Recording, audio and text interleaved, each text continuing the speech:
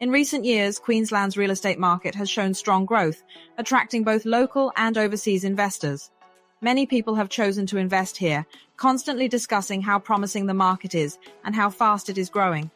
Online information often highlights specific high-performing areas, but few people talk about suburbs with potential risks. I'm here to tell you which suburbs you should avoid investing in.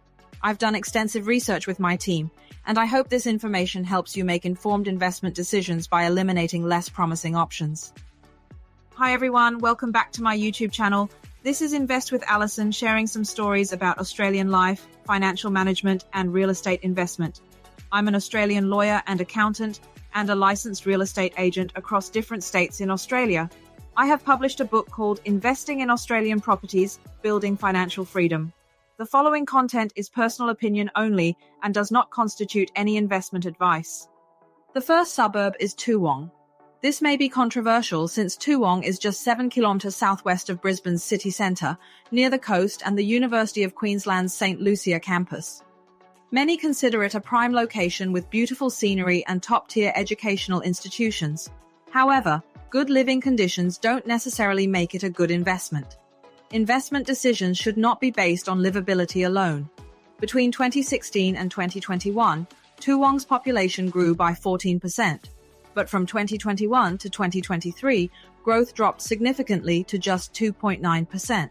By 2041, the projected population increase is only about 5%. The decline in population growth also indicates a limited future demand for this area.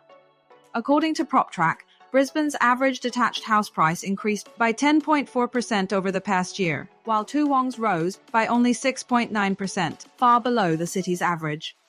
The median house price has already surpassed AUD 1.5 million, leaving little room for further appreciation. Meanwhile, the latest CoreLogic data reveals that rental growth for houses in Toowong has been declining since the start of the year, with rents even experiencing negative growth from May. This contrasts sharply with the positive growth trend in the broader Brisbane market. For investors, this highlights the importance of considering rental yields for Toowong houses. Rental yield, which is typically expressed as a percentage, is calculated by dividing the cumulative total income by the cumulative total real estate investment. As a general rule, a higher percentage indicates greater cash flow and a higher return on investment. The typical rental return rate for high-quality investment properties in Australia ranges from 5% to 8%. However, the yield on detached houses in Toowong is only about 2.7%, whether in terms of population, property price appreciation, or rental yield. Toowong is not a recommended investment location. The second suburb is Burbank. Burbank, located approximately 20 kilometres southeast of Brisbane's city centre, has very high property prices. The average price for a detached house exceeds 2 million Australian dollars. During 2018-2019, the average property price in this area experienced a growth rate of 29.85%. However, the growth of house prices in Burbank has been slowing since 2019. Over the past year, house prices increased by only 0.13%, falling far behind Queensland's overall market growth. According to the Australian Census Bureau, Burbank has only 1,051 residents, and in the past 5 years, the population increased by just one person.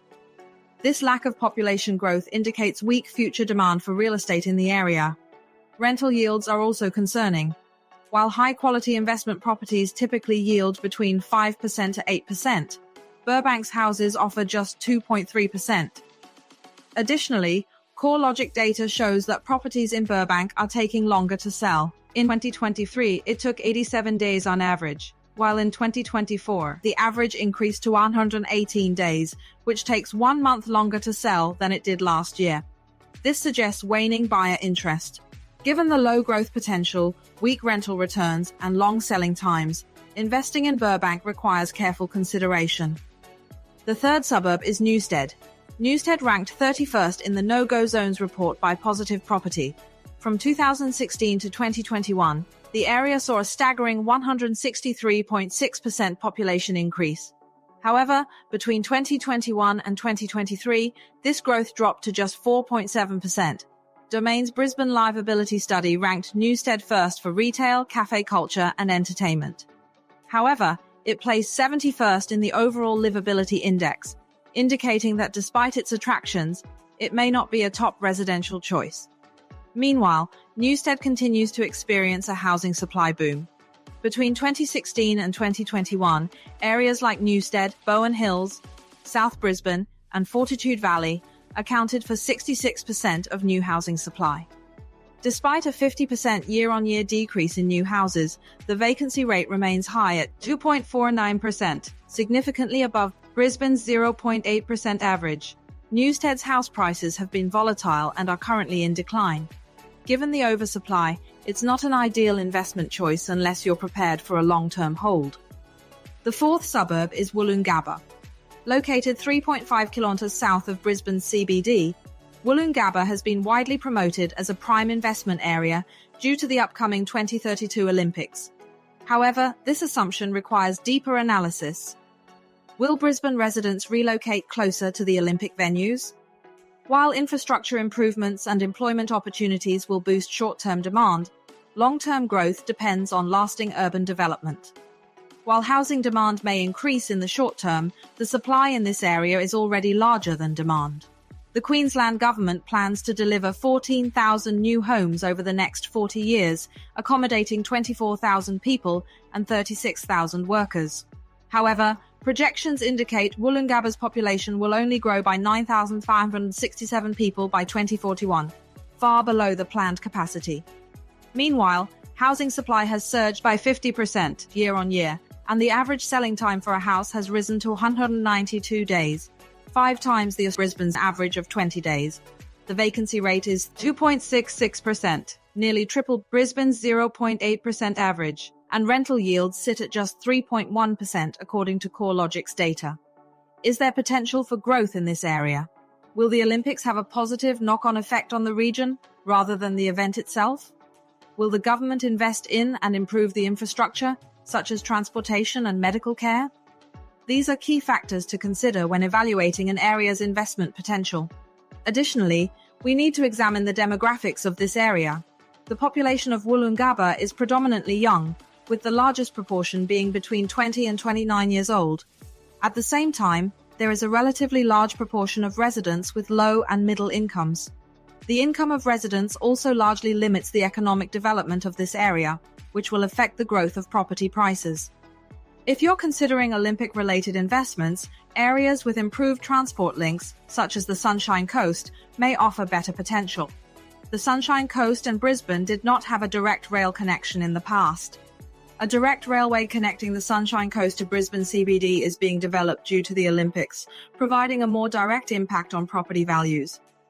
The final suburb is Sandgate. Sandgate, 30 kilometres north of Brisbane, is known for its coastal charm. The scenic coastal area of Sandgate is often stereotyped as a highly desirable location. However, between 2011 and 2023, its population growth was less than 1%, with an estimated increase of only 688 people by 2041. This minimal growth suggests limited real estate demand. House prices in Sandgate surpassed the AUD 1 million mark between 2015 and 2022, but growth has since slowed. The current rental yield is around 2.9%, indicating a mature market with limited future appreciation. Instead of investing in stable but slow-growing areas like Sandgate, investors may find better opportunities in emerging growth suburbs where property values have more room to rise. If you're interested in investing or have any questions, feel free to leave a comment below. For one-on-one consultations, you can contact me via WhatsApp, email, or visit investwithalison.com to book a session. Thank you for your time. See you next time. Bye-bye.